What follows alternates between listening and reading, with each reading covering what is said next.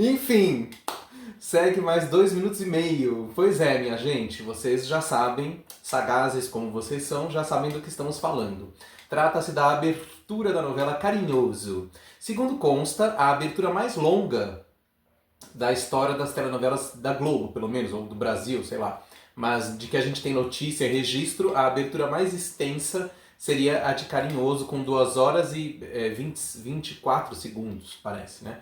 Então, assim, é bem extensa, né? Então dá pra tirar um cochilo na abertura antes de começar a ver os capítulos.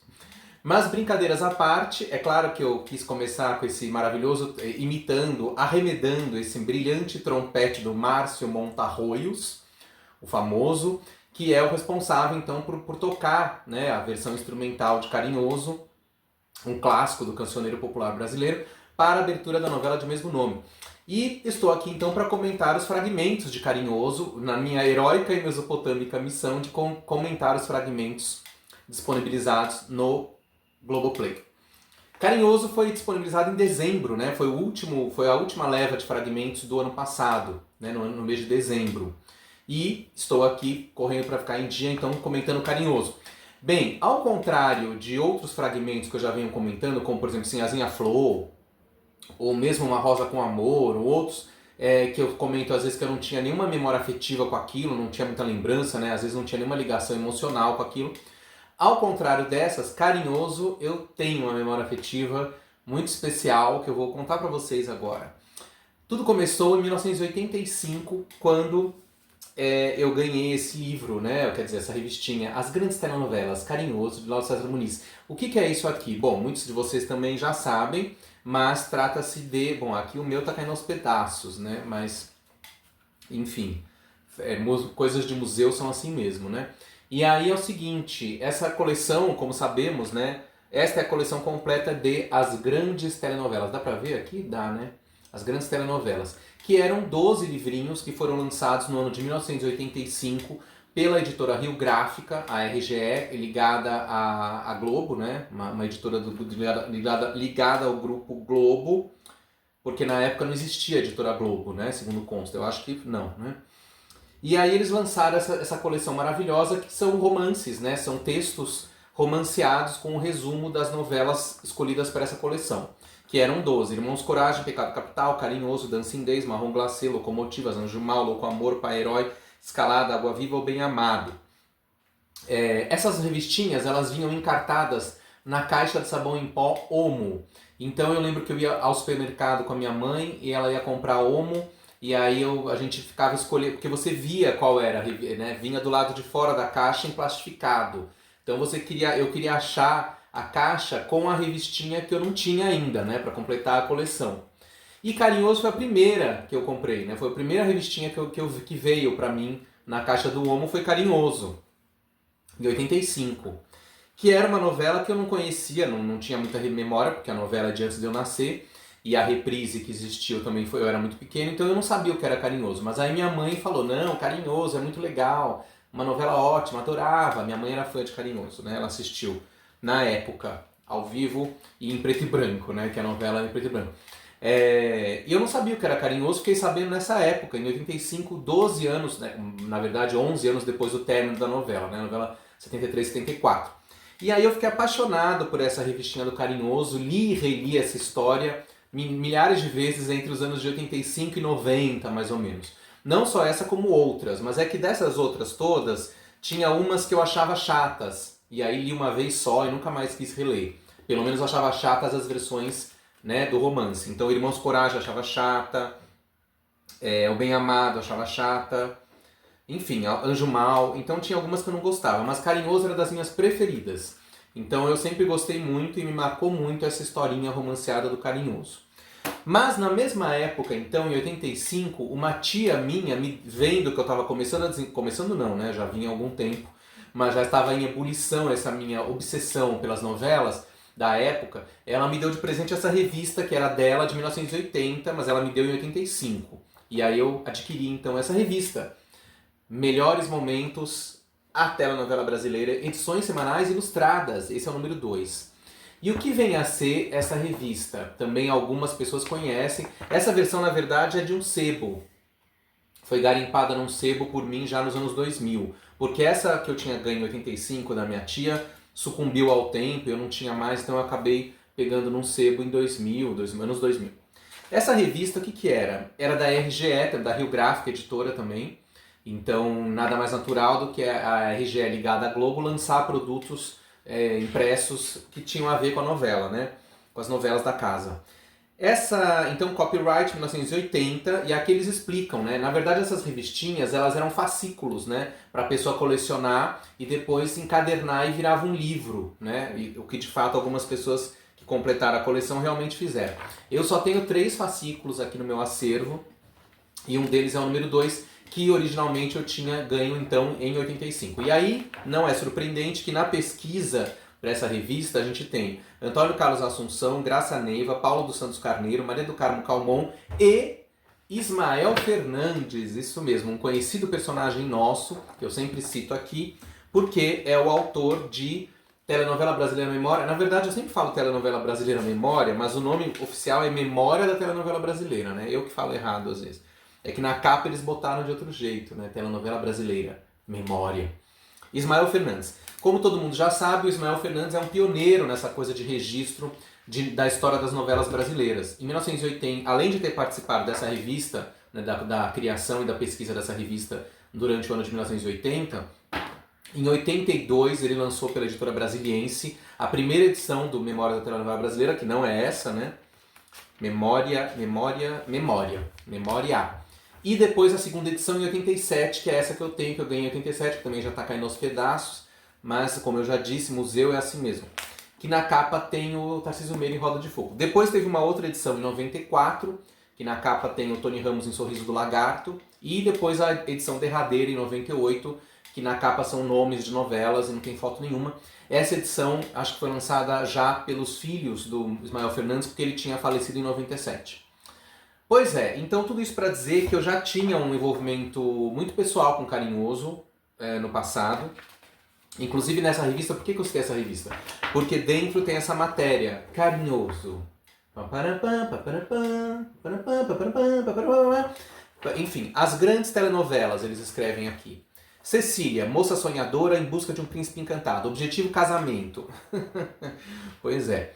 Carinhoso. E aí eles botam as fotos, né? Tem essa foto do Cláudio Cavalcante com a Lúcia Alves, Jorge Xerxes e Célia Biar, Regina Duarte em Nova York, tirando fotos, Célia Biar com Débora Duarte e Rosa Maria Murtinho com Fulvio Stefani. E eles comentam algumas coisas sobre a novela, mas é um texto bem basicão, né? Bem sucinto também, o texto é só isso aqui que a gente vê. Ou seja, digamos que nesses textos, de acordo, o próprio Ismael Fernandes, quando faz o livro dele, ele faz textos parecidos com o que já eram feitos nessa revista, né? Então, interessante, né? É quase como se essa revista fosse um balão de ensaio para ele depois fazer o livro dele. Muito que bem. Então, eu já tinha um envolvimento afetivo com Carinhoso, sempre tive. Nessa época, sempre tive não, a partir dessa época, a partir de 85, eu vim a ter um envolvimento afetivo com Carinhoso, que ficou presente na minha vida naquele período, entre 85 e 90.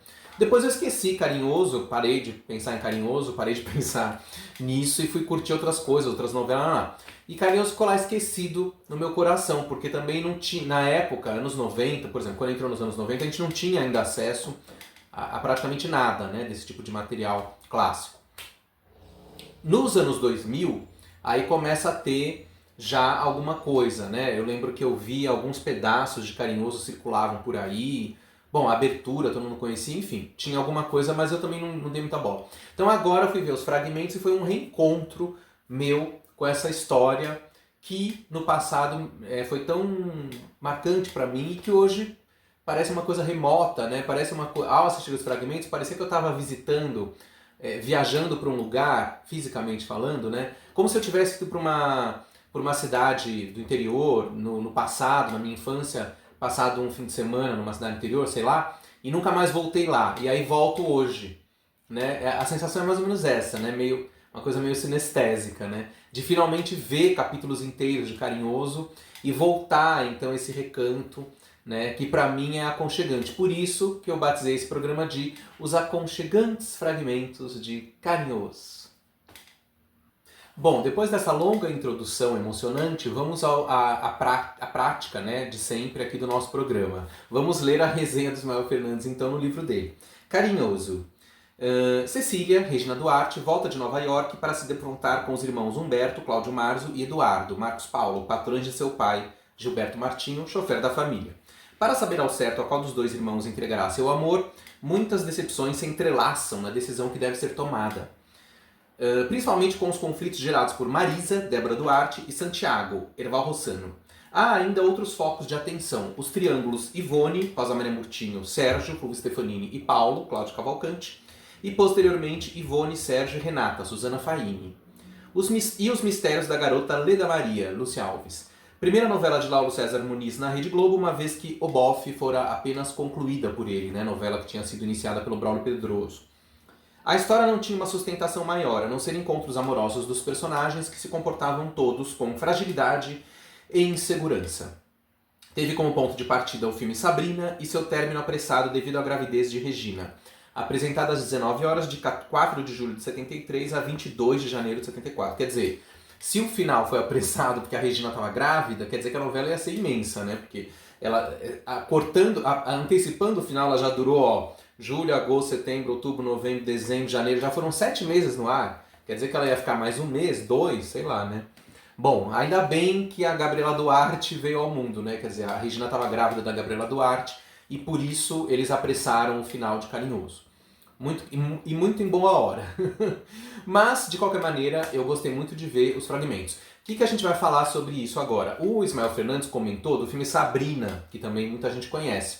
Então vamos falar de Sabrina. O que é Sabrina? Sabrina é uma peça de teatro do autor Samuel Taylor, não sei se inglês ou americano, agora não lembro, que foi montada no começo dos anos 50 e imediatamente adaptada para o cinema pelo grande cineasta Billy Wilder, um dos melhores, né, da Hollywood clássica. Na verdade, um cineasta austríaco que fugiu para os Estados Unidos fugindo do nazismo, né, no começo, um pouco antes da Segunda Guerra, e teve uma carreira brilhante nos Estados Unidos, em Hollywood, o Billy Wilder, né, escreveu e dirigiu obras tias, né, isto é, muito mais que primas, no cinema americano.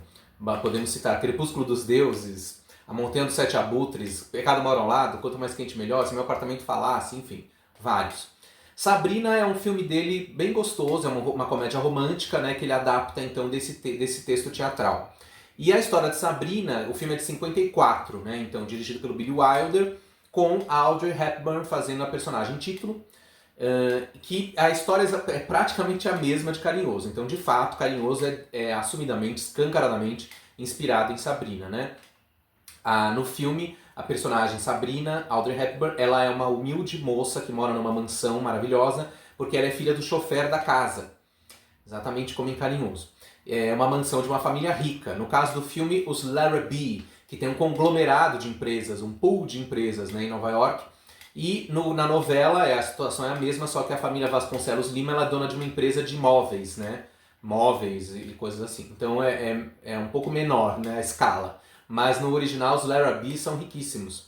E aí a Sabrina mora lá com o pai e ela é apaixonada. A família é formada pelo casal, o pai e a mãe e 2 filhos. O personagem mais velho, que é o Linus, que é interpretado pelo Humphrey Bogart, ele é o executivo que cuida da empresa e que faz o dinheiro girar, né? Frio, calculista, né? Um burocrata corporativo. E solteirão, né? E o irmão mais novo é um bebê, é um bebezão, né? Um crianção, um menino mimado que só quer saber de farras, mulheres, torra o dinheiro da família, não tá nem aí, né? Tem a idade mental de uma criança de 5 anos.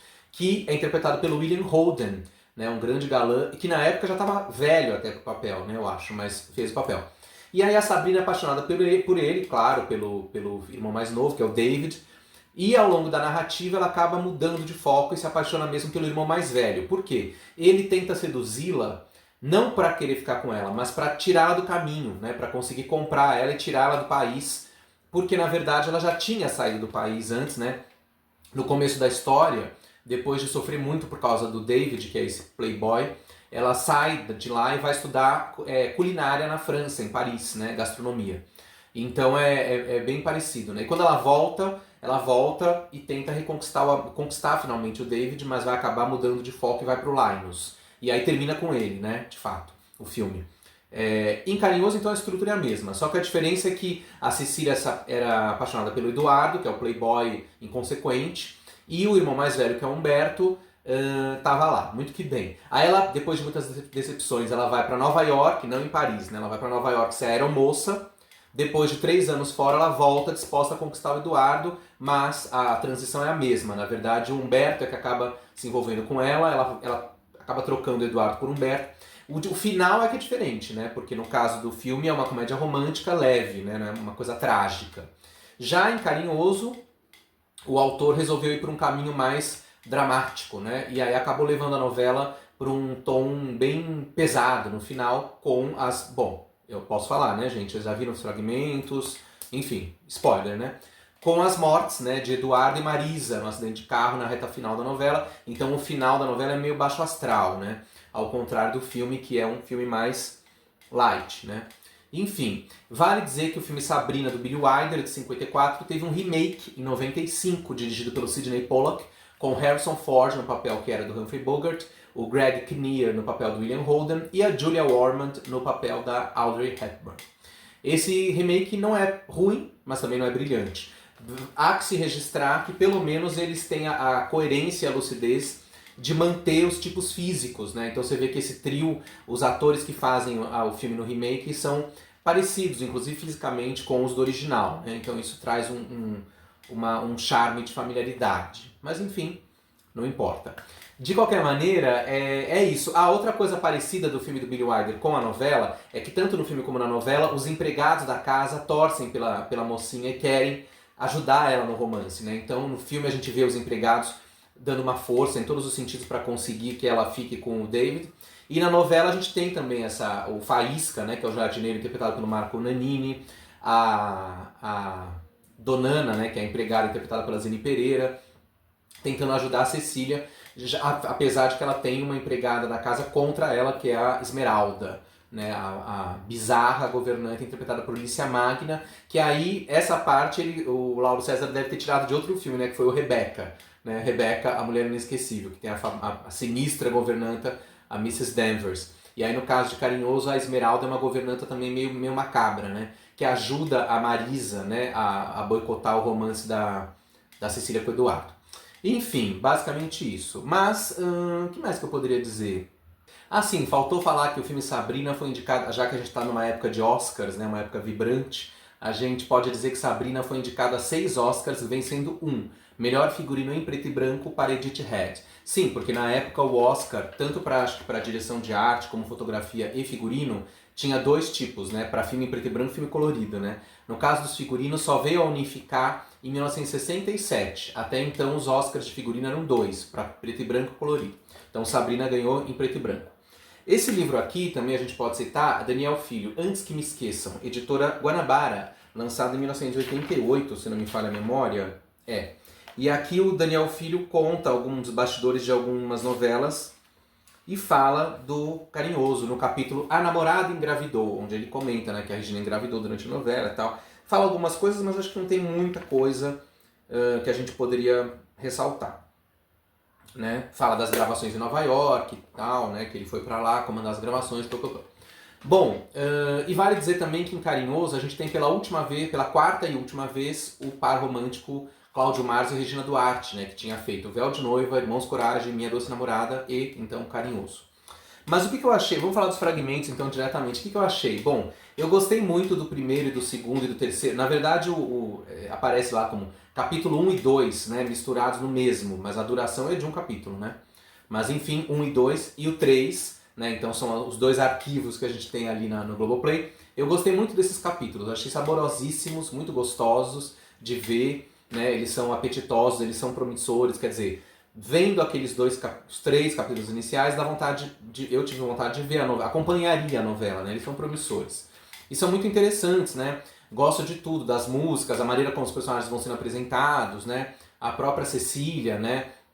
E todas as ambientações de aeroporto, avião, toda essa parte é muito saborosa, até porque pra gente ver com certa nostalgia e saudosismo como era esse mundo, né, na época, diferente de hoje, né? Então a coisa dos aviões, dos aeroportos tinha um certo charme, um certo glamour, né? Era uma coisa mais... tudo tinha cara de filme mesmo, né? Porque era uma outra época, né? O glamour estava presente em todos os lugares, então isso aparecia muito.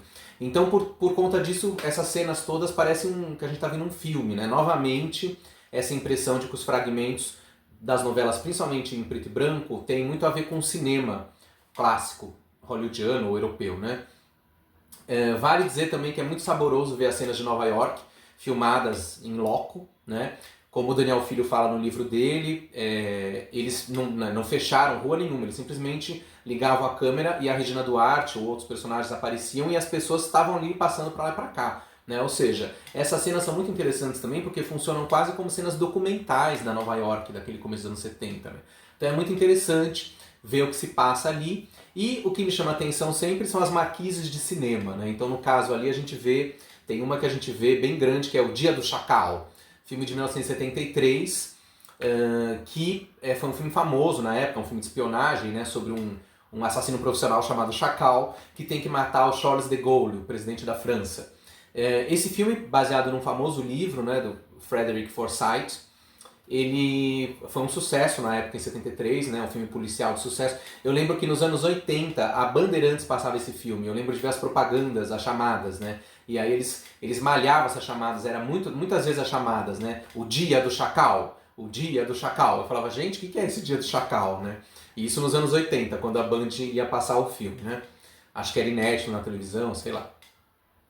Recentemente, essa obra virou uma série, né? Teve uma série agora, em 2024, chamada O Dia do Chacal, de 10 episódios, baseada, a história mesma, né? O mesmo livro do Frederick Forsyth sobre o assassino que tem que matar o Charles de Gaulle naquela época, final dos anos 60, né? Começo dos 70. E outro cartaz que a gente vê ali, quando a Cecília passeia por Nova York, é o do filme de terror A Casa da Noite Eterna, The Legend of the Hell House, que também marcou a época, em 73, e apavorou a infância brasileira nos anos 80, quando o filme passava na televisão. Eu, por exemplo, vi e fiquei apavorado com esse filme. Acho que foi na Bandeirantes também, ou na Record. Né? Eu acho que esse filme inicialmente não passava na Globo. Acho que ele passava na Record, ou na Band, né? Em algum lugar assim nos anos 80. Eu fiquei muito apavorado. Depois, já adulto, eu fui rever o filme e acho um filme incrível. É um filme em inglês, né? The Legend of the Hell House, famoso, né? Que depois teve uma refilmagem que eu acho ruim, que acho que é a casa aprisionar, a casa enjaular, como é que chama? A casa, sei lá o que, acho que em 2000, né? Com Liam Neeson, enfim. Ah, sim, o filme do Liam Neeson é A Casa Amaldiçoada, de 1999, eu fui olhar. Então tá bom. Ah, só um detalhe sobre o primeiro capítulo. O que Denise Dumont estava fazendo ali aos 18 anos dançando numa festa? Figuração.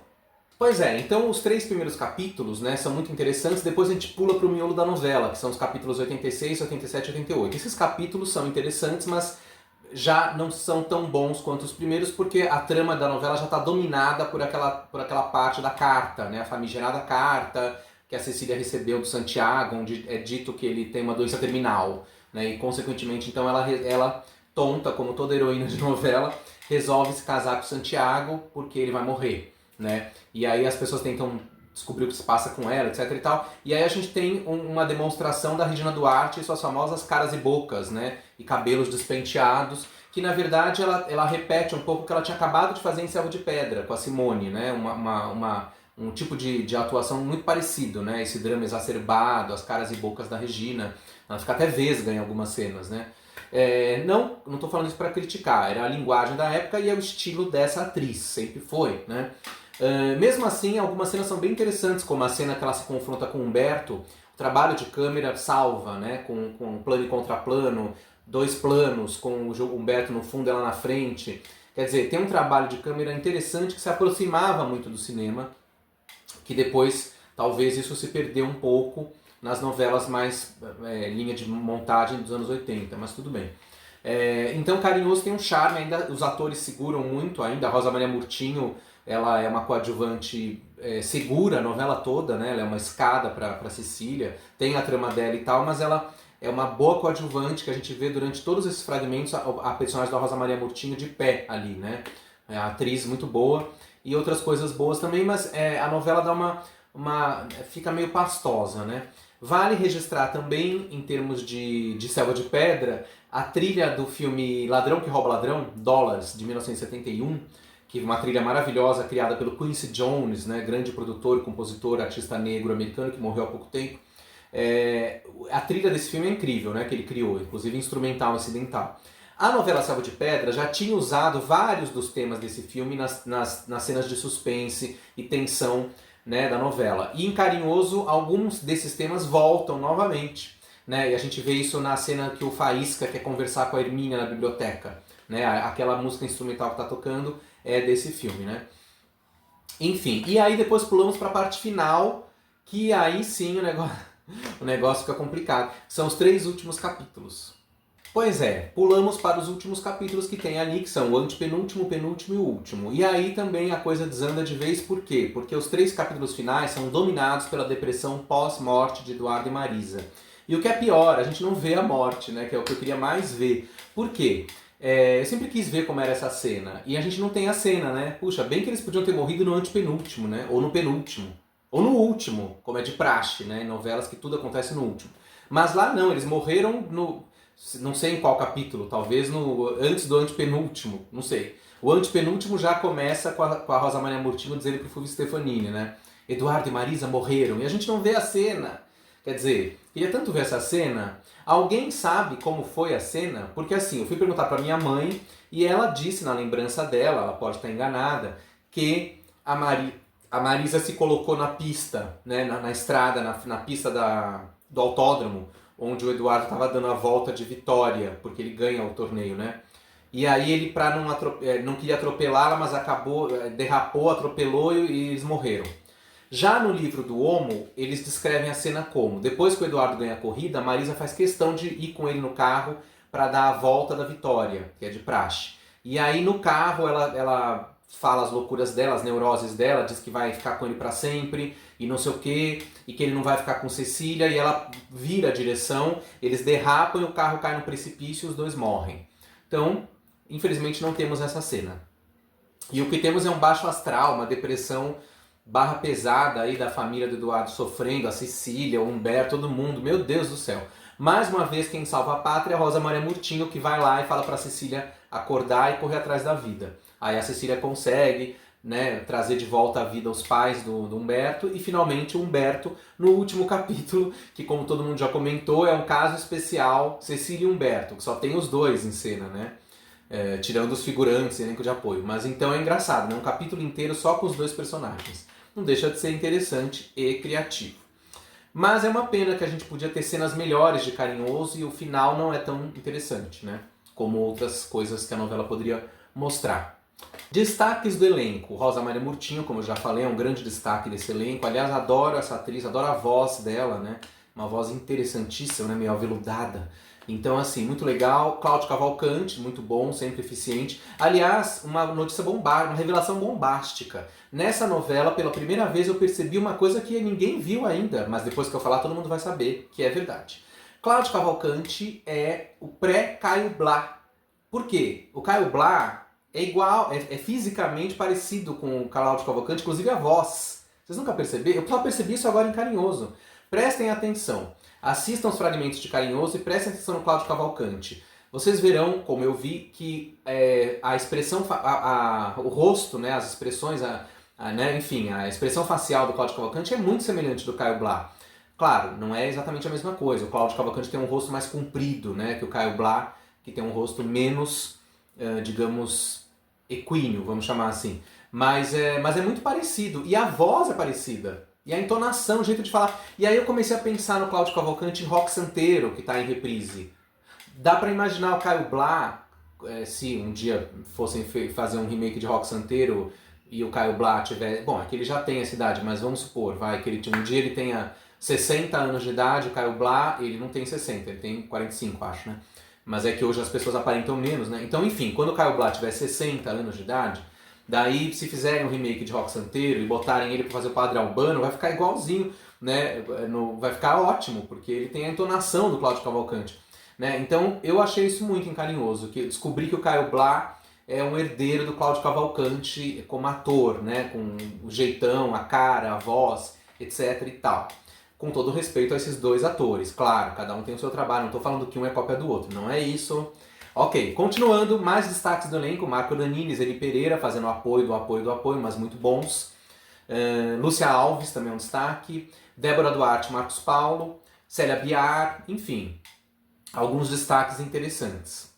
Mas é isso aí, minha gente. Eu gostei muito, eu confesso que eu não teria paciência de assistir os 174 capítulos integrais de novela. Então eu acho até bom que tenha entrado só esses 8 ou 9 capítulos, vamos chamar assim, 8 ou 9, de Carinhoso. Já deu pra ver, já deu pra matar a saudade daquilo que eu não vivi, e já deu pra matar a saudade desse aconchego carinhoso de Carinhoso.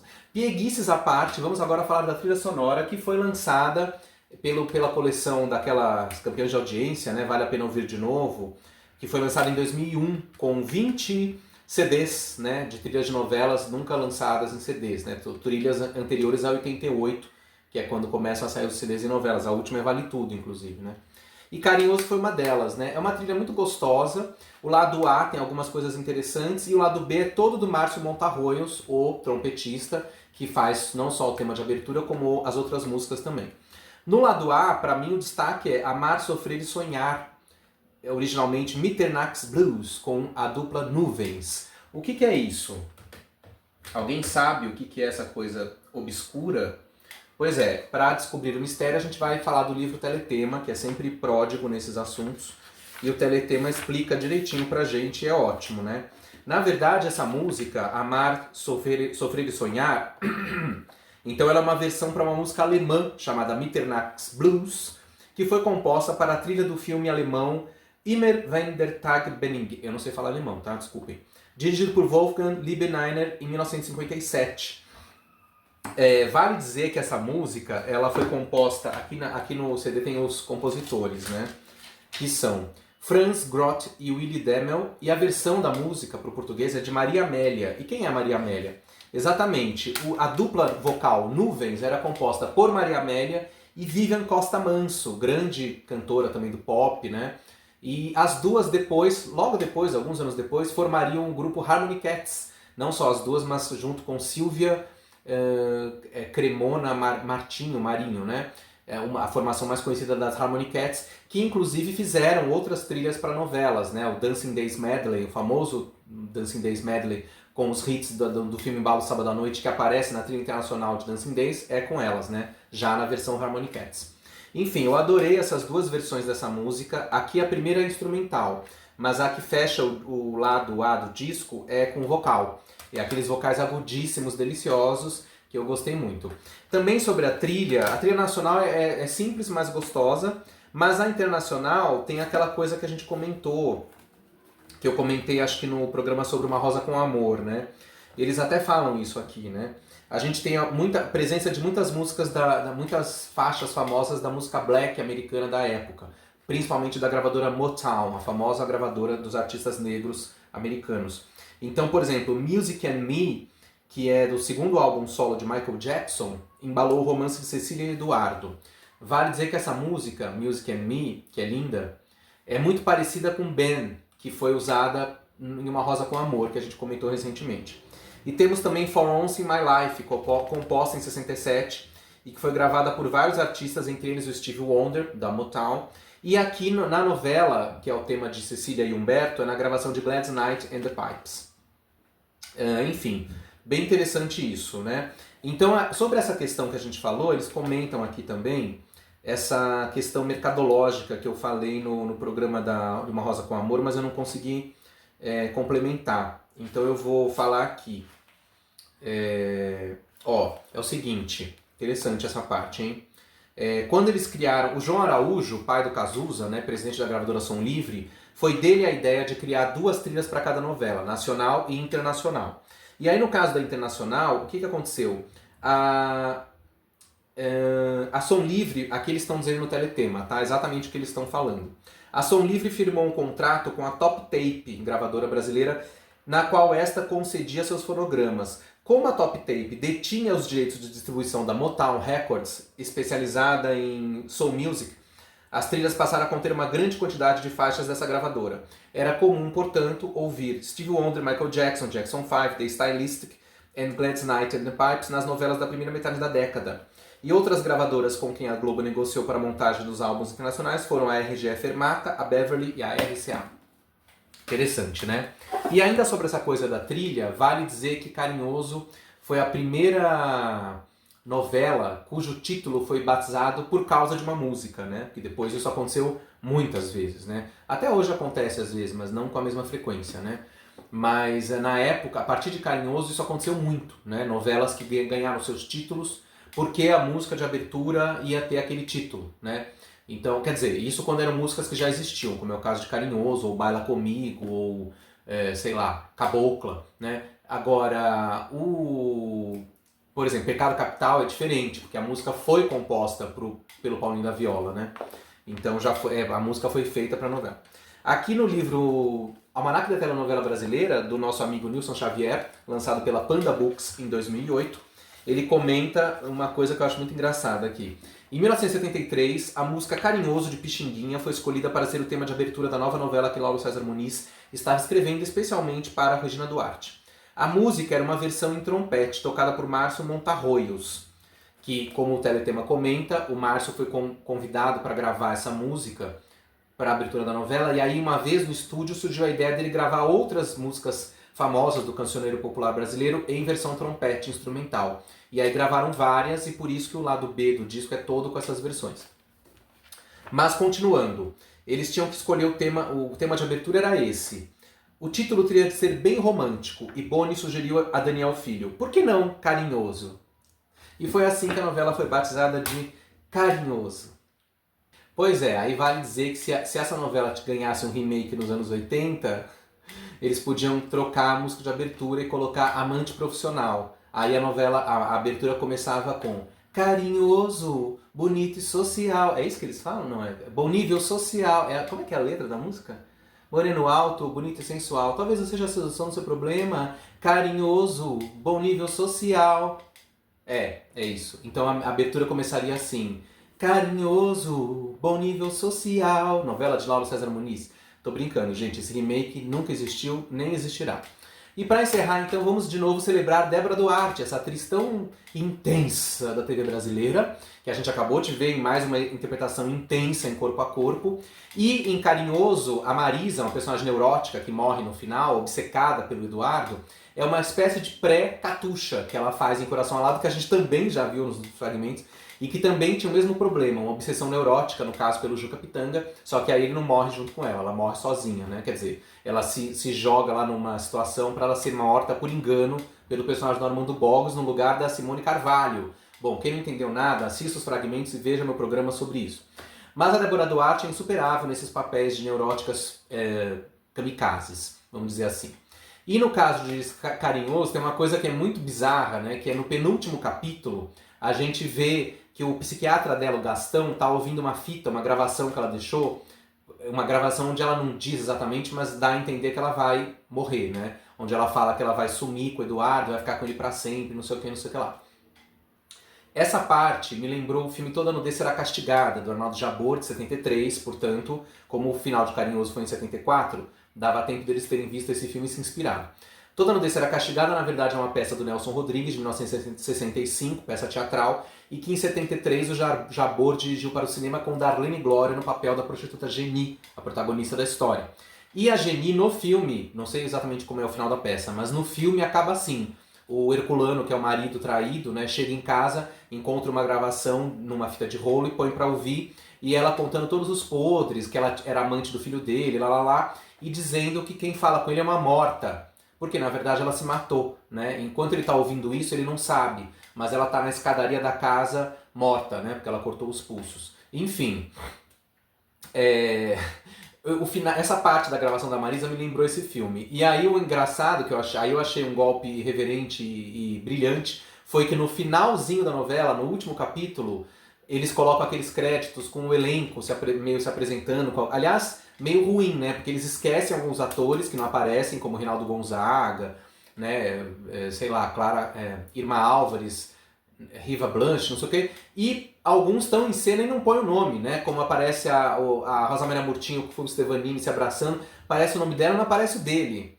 Mas enfim, apesar desses tropeços, o grande brilho desses créditos é que no final, na hora que aparece a Débora Duarte e o Marcos Paulo, entra de novo a gravação dela da fita, né? Com ela dizendo assim, eu vou ficar cuidado para sempre. Tchau, gente. Quer dizer, que coisa mais macabra. Aí aparece rapidamente a Regina e o Cláudio Mars e acaba a novela. Quer dizer, acaba com a voz da Débora Duarte do além, da Marisa, né? Falando tchau, gente. Quer dizer, eu achei isso muito macabro. Ou seja, talvez seja uma referência ao primeiro capítulo, quando a Regina Duarte passou na porta do cinema com o filme A Casa da Noite Eterna.